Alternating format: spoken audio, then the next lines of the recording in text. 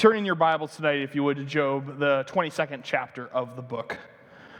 We are now on to the third and final cycle of speeches. How many of you guys this week actually read through Job 22 through 26? Raise your hands. Perfect. Thank you very much. I very much appreciate the fact that you guys are willing to read through. Due to the fact that I'm preaching such a large swath, I can't do as much in-depth looking at these passages. However, what we are able to do is I'm able to at least help you guys and guide you through as you're going through it. This next week after this, I'm going to have you guys be reading chapters 27 through 28. So that'll be your homework for next week, 2 chapters. A lot easier, hopefully, than these last couple weeks where I've been having you do much larger swaths. But we are finishing up the final cycle of speeches tonight, which means this is the last time we're going to hear from Eliphaz and Bildad. Last week was the last time we heard from Zophar. Now we're only going to hear from Eliphaz and Bildad briefly. And so as we enter into this sermon, I wanted to just show you what the title is tonight. We're discussing the survival guide for a sovereign God, which as this week has progressed, has been a harder and more thoughtful topic than I thought would be pertinent when I first wrote this sermon. There's been a lot that has happened this week, as you all know. Many people had the opportunity and the difficulty of saying goodbye to people. Others were struck with cancer.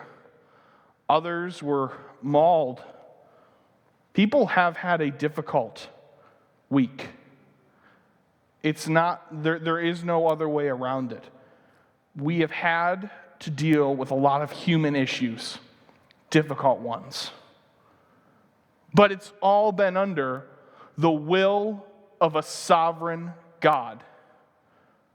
It's been under His control the entire time.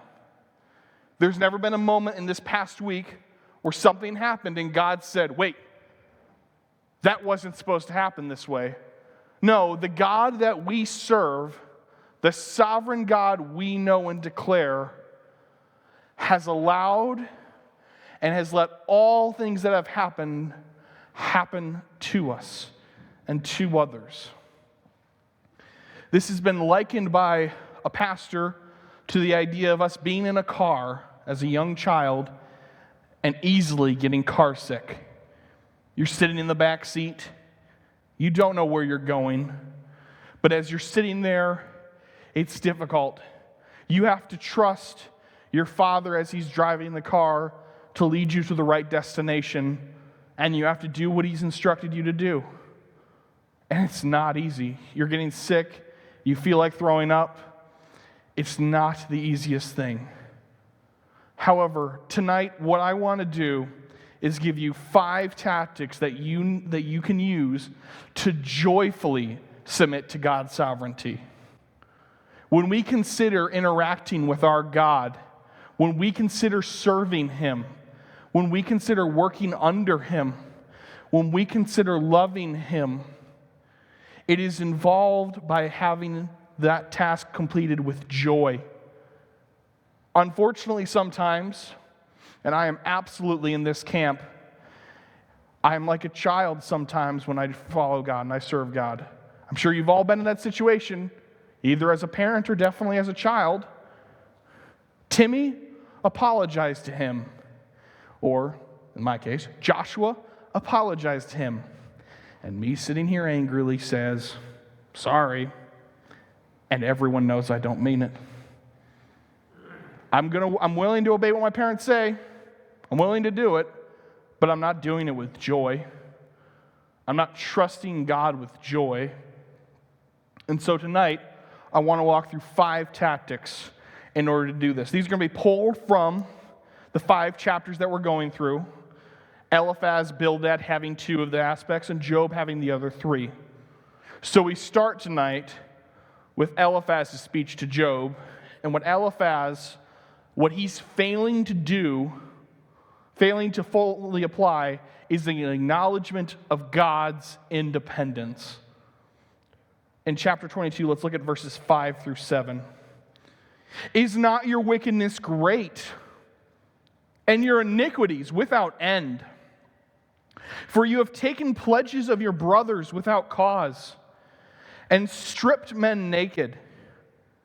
To the weary you have given no water to drink, and from the hungry you have withheld bread. Remember, of course, the background of Job, what I've been talking about for the past 5 weeks. Job and his friends are disagreeing. Job's friends think you have to be suffering because you did something wicked. And Job's defending his honor. So what does Eliphaz do? He insults Job. He accuses Job. He says, you must have done wicked things. He's accused him of taking pledges. He's accused him of not helping out the weary. We're not sure if these accusations are correct or if they're taken out of context. But this is what Eliphaz is trying to do. He's gotten fed up. Remember, Eliphaz at the beginning, he tried to be the most caring. He tried to be like, well, Job, clearly, remember our system. If someone is suffering, they must have done wrong. So you did wrong, right? And then in the second time, he comes more accusatory at him. He says, Job, the wicked man, you and I know this, Job. The wicked man suffers. The wicked man has skin. He loses skin. The wicked man loses many things. Job, don't you see the connection? And now finally, Eliphaz has lost his patience. And so he's throwing accusation after accusation against Job. And yet Eliphaz still wants to be able to give Job some advice, to teach Job, to try and help him out. But Eliphaz is at near the end of his point. So then let's go to verses 12 through 14, in which he tries to give Job some small advice by first pointing him back to God, saying, is God, this is verse 12 of chapter 22, is not God in the height of heaven? Look also at the distant stars, how high they are. You say, what does God know? Can he judge through the thick darkness? Clouds are a hiding place for him, so that he cannot see, and he walks on the vault of heaven. So Eliphaz is trying to show to Job, look how far away God is from you. Why on earth do you think you can commune with him? Because remember, this is one of Job's ambitions. I'll go talk to God. And if I talk to him, he'll talk back to me, and we can resolve this issue that we're having. And Eliphaz is saying, God is too independent for that. However, he's not understanding actually what he's saying. We believe in the independence of God. Exodus 3, 13 through 14, this is a verse that we love because it says the following. Moses is asking God a question. Behold, I am going to the sons of Israel, and I will say to them, the God of your fathers has sent me to you. Now they may say to me, what is his name? What shall I say to them? God said to Moses, I am who I am. And he said, thus you shall say to the sons of Israel, I am has sent me to you. Later on in Revelation, the first chapter, verse 8, God says the following, I am the Alpha and Omega. And when we see that, it's first and last. Who was, and who is to come, the Almighty. Our God, the God that we serve, is unmoved. Everything else in this universe has been moved by something, has been changed by something, has had something else affect it for it to happen. A child has to come from the actions of their parents. Food has to come from the process of other tools and methods. The earth and matter, all of these different things require movement upon them. God has none of those things. He is what we would call the unmoved mover. God has always existed and will always exist. He has no obligations to us. Now, what am I talking about here with obligations? I remember, as many of you probably do as well, I thought growing up, well, once I get to college, once I get out of my parents' house, I'm going to be more independent. I'm going to be more free. I can do things more.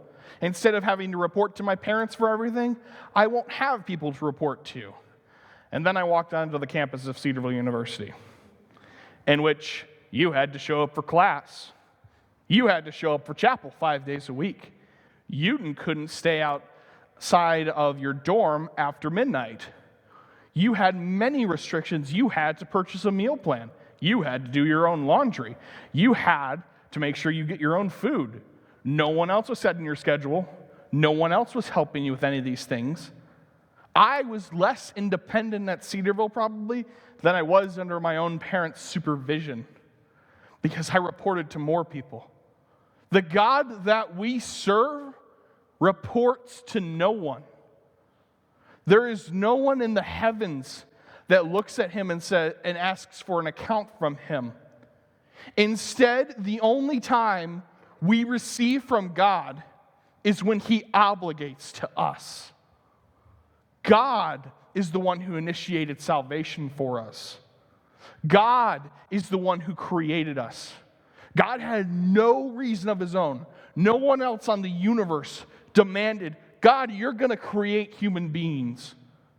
God, you're going to save human beings. Instead, God sets his own obligations.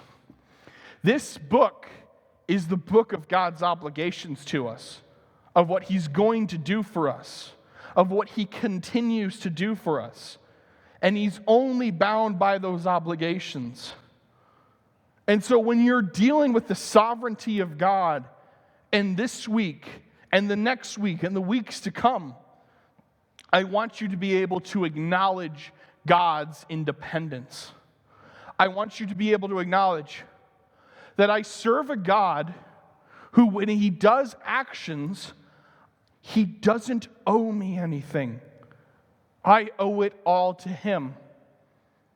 And no, that's not the easiest thing to swallow as a human being, because deep down in our heart of hearts, this is the same with me. We think, I'm doing something. When I do something, I feel like I'm owed something back. I feel like since I go to church every week, since I faithfully serve God, that I deserve long life, that I deserve these different things. Yet we serve an independent God who is obliged for all things to work together for our good and his glory. So therefore, when things happen in our lives, we can endure, we can keep going because of the independent God who has condescended, come down to work with us. So that's the first tactic. I'm going to finish up Eliphaz's brief speech to Job, because Eliphaz concludes his last words to Job are some of the following. Verse 21. Yield now and be at peace with him. Thereby goodwill come to you. Please receive instruction from his mouth and establish his words in your heart. If you return to the Almighty, you will be restored if you remove unrighteousness from your tent. So, how does Eliphaz conclude his final speech? This wise old man, he repeats the same things he said before. He assumes he's right and assumes Job's in the wrong. And simply says, if you return to God, you'll be okay. You'll be reset if you remove this unrighteousness. The problem is, of course, Job didn't have anything to remove. So then we go into chapter 23, in which we have our next tactic. We need to love God's holiness. Let's look at verses 1 through 3. Then Job replied, even today my complaint is rebellion. His hand is heavy upon me. Oh, that I knew where I might find him, that I might come to his seat. I would present my case before him and fill my mouth with arguments.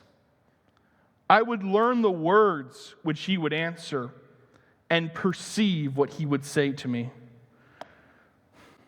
Job, he's struggling. I've done this illustration before where I sit on the steps and I show the situation he's in. That's because that's the place Job's at. He's sitting there with nothing, struggling to deal with his worldview, struggling to deal with his situation with his friends. He just wants to be with God. He wants to be with God. He loves God. That's something, if you read this text, if you read every time Job talks, you see a love for God, a love to be with someone who he knows will do the right thing. Job loves the holiness of God. I want to quickly read the brief passage from Isaiah when Isaiah talks about God's holiness. We sang the song Holy Forever this morning, an excellent reminder. In the year of King Uzziah's death, I saw the Lord sitting on a throne, lofty and exalted, with the train of his robe filling the temple. Seraphim stood above him, each having 6 wings. With 2 he covered his face, and with 2 he covered his feet, and with 2 he flew. And one called out to another and said, Holy, holy, holy is the Lord of hosts. The whole earth is full of his glory. We serve and continue to serve a holy God. There is no sin in him. And my question to you is, as you're dealing with the sovereignty of God, as you're interacting in your day-to-day life, do you love the fact that the God who's working in your life is a holy God? That the God you're serving, by the time we're done, we're going to have 5 traits. God is all 5 of those traits. He's not one without the other. He is an independent God, which means when he makes the decisions he makes, it's not out of obligations unless they relate to them. Yet also we serve a God who is holy, that when he makes the decisions he makes and he allows for things to happen, it is because a holy God has allowed them to happen. A holy God has seen what is happening in the world and is trusting that it will turn out for good, condemning the sinful actions that occur in the world, and one day returning in judgment. We're all looking forward to the day where God returns. But we wait, and we love his holiness, and we seek after God. And when we continue to seek after him, we should love him more. Love him to the point that we can't love him anymore. Till we get to heaven and we can truly love him. Because none of us have done well enough yet. What's the first command with a promise? Well, that's children, obey your parents in the Lord. What's the one that Jesus is talking about? Love the Lord your God with all of your heart, with all of your soul, with all your mind, with all of your strength. None of us do that. It's something we all have to work on. We all need to grow in our love of God, in our love of his holiness. That's how we can submit to God's sovereignty in these difficult times. We can love someone that is totally unlike anything we know, trusting that when actions happen in our life, it's from a holy God that we cannot perceive and understand because we ourselves have not received and become holy yet. We're set apart and we're growing, but we serve a perfectly holy God. Job continues on in verse 10. But he knows the way I take. When he has tried me, I shall come forth as gold. My foot has held to his path. I have kept his way and not turned aside. I have not departed from the command of his lips. I have treasured the words of his mouth more than my necessary food. Job loves God. Job appreciates and cherishes God above all else. He sees what's happening to him as God's sovereign will. I was doing some studying for next week's sermon because it's one of the things you do is when you have a sermon coming up next week, you try to work ahead now as you're getting ready for it. And so I was looking. Job is recognizing in these next passages, God has allowed these things to happen to me, yet he still loves God's holiness. That's why Job has not done, as his wife suggested all the way back in chapter 2, curse God and die. That was her loving suggestion to him to try to end his pain. Yet Job did not curse God and die. He's endured all that his friends have thrown at him, all that time enduring with pain, yet he hasn't done it because he loves God's holiness. That's how he's getting through this situation. So now, chapter 24. The next tactic to joyfully submit to God's sovereignty is to trust his patience. Verse 1 of chapter 24. Because while Job is loving God's holiness, he's not perfectly still submitting to God's sovereignty. Listen to what he says here. Why are times not stored up by the Almighty? And why do those who know him not see his days? Some remove the landmarks. They seize and devour flocks. They drive away the donkeys of the orphans. They take the widow's ox for a pledge. Job, like all of us, he sees injustice in the world. We see injustice in the world, and we can't understand it. And we're confused to the point of sometimes complaining about God. God, why are you doing this? Why is this happening? What can I be doing? Why are you allowing this? I recognize you're independent and holy, but why aren't you doing anything? Why? It's because we're not trusting God's patience. If you recall, a few months ago, Pastor Mark did a preaching series through 2 Peter, and he did an excellent job exegeting this verse of the Bible, 2 Peter 3, 8 through 9. But do not let this one fact escape your notice, beloved, that with the Lord, one day is like 1,000 years, and 1,000 years like one day. The Lord is not slow about his promise, as some count slowness, but is patient towards you, not wishing for any to perish, but for all to come to repentance. So we need to understand the patience of God, because when we think about his patience, sometimes we only think in the mind of what others are doing and not in the fact that God is being patient with us every time we mess up, every time we're failing. We need to trust his patience with the rest of the world. And one of the problems that we run into sometimes is we're not trusting his patience for him to come back and complete his judgment. I'm going to draw a little bit of a timeline here for sake of illustration. So go all the way through. Perfect. And we're going to mark down 3 significant dates.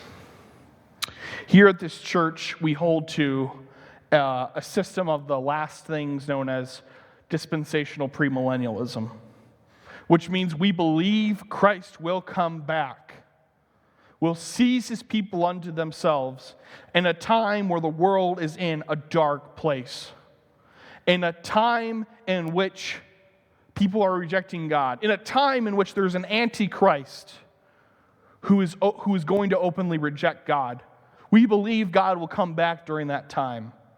And that has led to Christians ever since the moment, this is the cross of Christ, it's a very accurate drawing, to the moment that after Jesus left this earth, they were looking for him, and they were hoping to find him, and they couldn't. And they made predictions, as we sometimes do today. This is 70 AD. At that time, Jerusalem is destroyed. The Romans sack it. And so Christians at that time believe, Jesus has to be coming back. Because the emperor, he fits what we think the Antichrist is going to be. But Jesus doesn't come back. Because then all of a sudden we go to 1000 AD. And we'll just do that for now. And what happens during this time? Jerusalem sacked again. Muslim Saracens come and are attacking Jerusalem. And so the Roman Catholic Church at this time sends thousands of Christians into combat in order to take back Jerusalem, with everyone thinking, oh, Christ could be coming back. Not saying that they weren't trusting his patience, but sometimes we get a little too hopeful. And as we all know, he didn't. 1500 AD. Now, finally, the Roman Catholic Church has been brought under questioning.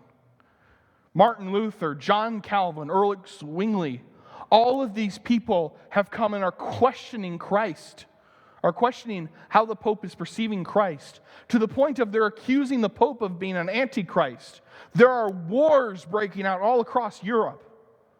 Everyone thinking and hoping Christ is coming back. And yet he has not. Christ could come back tonight. If he wants to, he could do it right now and interrupt my sermon. I do not care. But if he doesn't, we have the responsibility to trust his patience. Yes, we should look and see what's happening in our world. We should look and see the wars and the rumor of wars and see that it lines up with our theological worldview. But we are to trust God's patience as we sojourn on. Not being able to understand all that's happening, but trusting him in it. We need to trust God and his patience in all things. Yes, we can think and we can see this is lining up, this is lining up, this is lining up. Yet if God doesn't come back for another 10,000 years, that's because he's being patient with us and not immediately judging us for all that we've done wrong. And Job at this time in this passage is lamenting over God, of the fact that he doesn't understand God's impatience. Verse 13 of chapter 24. Others have been with those who rebel against the light. They do not want to know its ways, nor abide in its paths. The murderer arises at dawn. He kills the poor and the needy, and at night he is as a thief. The eye of the adulterer waits for the twilight, saying, no eye will see me. And he disguises his face. Job, as many people have already done in this passages, he uses the illustration of, murderers and adulterers who do things sinfully because they reject God actively.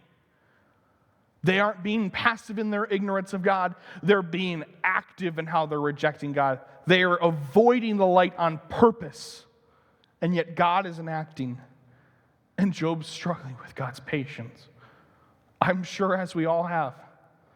There are days when I pray, a lot of the times I will say, come quickly, Lord. When I conclude my prayer tonight, I will say, come quickly, Lord, because I want him to come quickly.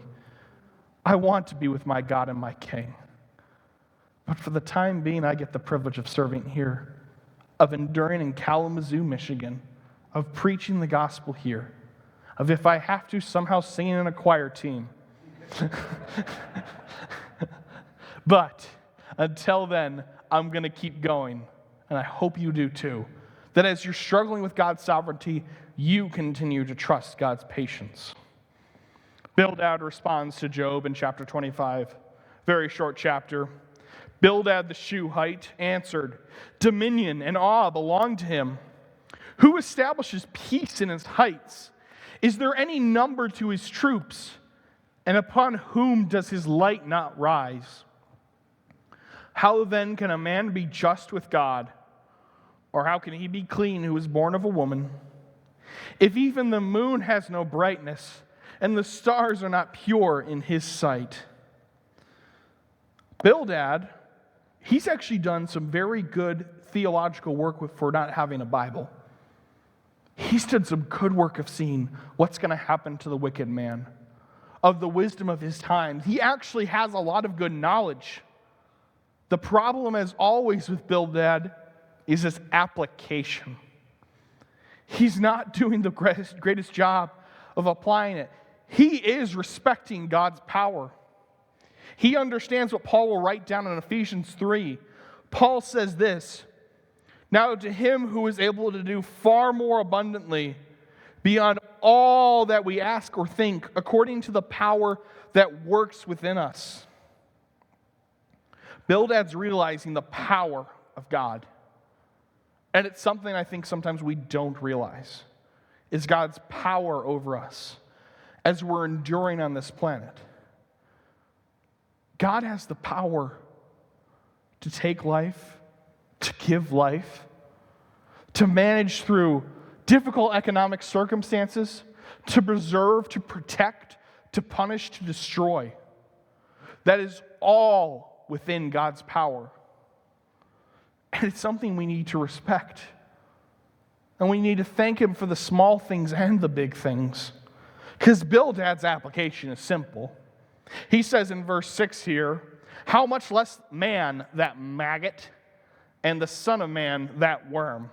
Bildad, his last words, he ends with an insult towards Job, comparing him to a maggot and a worm.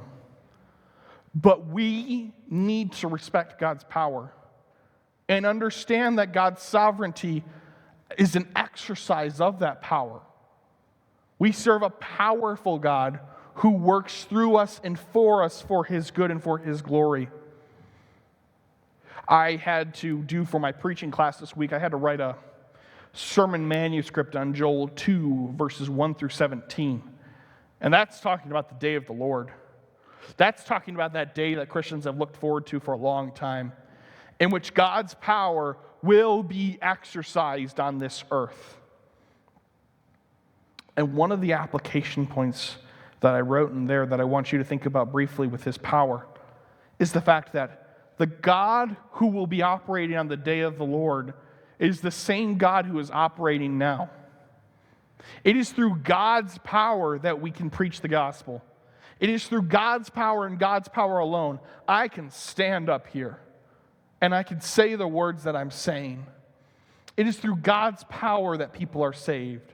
So when you go and preach the gospel, when you go and comfort the grieving, when you go and live the Christian life, please respect the power of God, trusting Him to work in that situation. Don't be like Bildad, who understands his power, yet doesn't respect God's power because he doesn't understand these other traits. Go and respect God's power as you continue to submit to God's sovereignty. The fifth tactic is we need to worship His greatness. This is very, very important. Job first retorts to his friends. His friends have given their last speeches, and so Job does an excellent job of summing up all they've said. Then Job responded. This is chapter 26. "What a help you are to the weak! How you have saved the arm without strength! What counsel you have given to one without wisdom! What helpful insight you have abundantly provided! To whom have you uttered words? And whose spirit was expressed through you?" That sums it up. Job's friends were no help. And Job's now concerned, what are you guys operating under? This isn't how you comfort a friend who's suffering. This isn't how you live this life. Who's working through you? Which is where we're going to be going in the next 2 weeks. Job has to give his friends a basic lesson on how to turn away from evil, of how to search for wisdom. A lesson that when we go through it, at first it's going to be pretty obvious. I'll just give you the blank application point right now, and I'll remind you of it again next week. We need to look for God's wisdom in order to run away from evil. That's what we have to do. Any of you not heard that before? It's something we've all heard. It's something Job's friends should have remembered and known. Yet Job feels obligated to remind them of this. So then Job spends the next 14 verses showing the greatness of God. Psalm 145:3 sums it up perfectly. Great is the Lord and highly to be praised, and his greatness is unsearchable. The greatness of God is unlike any other. How many of you guys have had the absolute privilege of watching high school or junior high sports? And how many of you guys have watched the professional equivalent of those sports? There's a little bit of a difference, isn't there? I remember I had a basketball coach growing up, great guy, but I remember he was really good at getting under our skin when we weren't doing things right. When the shot went up in the air, do you want to know what he yells? Box! He wants us to jab ourselves into the guy and box him out. Why? Because it's junior high and high school basketball. The guy's probably going to miss the shot. So you need to be ready to then grab that rebound and pass it up the court. Unfortunately, we high school players spend too much time watching NBA players who, when a shot goes up and it's not a big game, oh, look at that. Sorry, let me grab it. Okay. You want to know why? Because they understand how much better, the NBA players understand how much better the other shooter is. They see that guy take a shot. In the NBA, most three-point shooters shoot over 30 to 50,000 shots before they ever got placed on a team. They've shot that ball a lot, and they've gotten very good at it. So therefore, when these professional NBA players who are getting paid thousands of dollars and know the sport pretty well see a shot go up, they know there's a high probability that ball's dropping through the hoop. They're not going to have to do that much effort. The problem is, us high school kids watch it, and then we go into our sport in which the kid shoots and we watch, and then some other kid grabs the rebound and makes the layup for the other team. That's the problem. We don't understand the difference. And that is merely a fraction of how great our God is in comparison to us. He is so much greater than us. And this is something that is worthy of worship.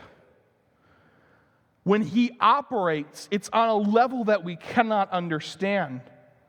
When he acts, it is better than anything we have or can describe. It's why I've heard people try to justify God without using the Bible.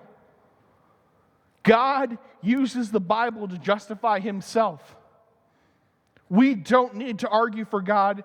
He has argued for himself in his book, greater than anything we can do. So when you're submitting to God's sovereignty, worship his greatness. You need to see all 5 of these traits and acknowledge God. Acknowledge his independence. Love his holiness. Trust his patience. Respect his power. And worship his greatness. It allows you to submit and have joy in these sovereign times. When you see that something's happened that you can't understand, you can understand we serve an independent, holy, patient, powerful, and great God. And he has allowed all these things to happen while still being these things. And because of that, we can respect him. We can submit to him. We can have joy through that. We can submit to God's sovereignty through all of this by seeing these 5 traits, by looking at what God is doing and trusting him. And this is not only for the bad things, because sometimes we're pretty good at being like, oh, something bad's happened. Something horrible, unfortunate, terrible has happened. It's all under God's sovereignty. But good things happen too. And that's under God's sovereignty as well. My brother got a house. My sister's passing her classes with all flying colors. She's probably smarter than me. Don't tell her I said that. My other brother has a good job with a great loving wife. My dad got out of glaucoma surgery successfully. I have a great relationship with both my parents. That's God's sovereignty too. That's God allowing for things to happen. Remember at the beginning I gave an illustration of us being in a car and being car sick. The person who was telling this illustration is someone who I've learned to respect more and more throughout my time. I'd heard of him years ago, but I hadn't listened to him as much as I now wish I could have. But this illustration he was telling, it was about, he was giving it to a family who had lost a child very early on in their life. And he'd come up with this story of a child. It reminded him of his days going to his grandparents' house, of the fact that he was sitting in a car and he got car sick. And it was tough. And he didn't know where it would be going or where it would end. But finally they get there. And they're able to go to their grandparents' house and play in the fields and go in the stream and play in the brook and see all these beautiful things, have great food, sleep in a bed bigger than any they've ever been in, hear adults talking and be in cool and nice conditions. That's where we're at today. We're at the car sick part. But Ken Pierpont, when he used that illustration, he was also there. Rod Hovey was also in this car sick position that we're all in. But now, they're in heaven. They're at the grandparents' house. They have joy. They have peace. The rough situation's over. There is no more car sickness. There is no more hurting. They're there. And that's because they joyfully submitted to God's sovereignty. And so my challenge for you is, will you do the same? Will you go through this life trusting God, acknowledging His independence, loving His holiness, trusting His patience, respecting His power, and worshiping His greatness? If you are going to do that, praise God, and I'm excited to do it with you. I'll admit it's not going to be the easiest thing. I'm not going to be perfect at it. You're not going to be either. But that's what the church is for. So I'll do my best to encourage you if you do your best to encourage others and tell them of the God that we serve. Let's all stand and pray. Heavenly Father, I want to thank you for this day. I want to thank you for giving these people safe travel out here today, for all that you've done for us, for how well you've worked in our lives. Give these people strength, Lord, to keep going, to keep trusting God's sovereignty, and to know that you are with them. Give me strength to continue on, Lord, to study well, to improve, to grow, and to know that all things that are happening on this earth, it's for our good and your glory. And Lord, come quickly. I can't wait to be with you one day, to see your face. It's in your name that I pray. Amen. You're dismissed.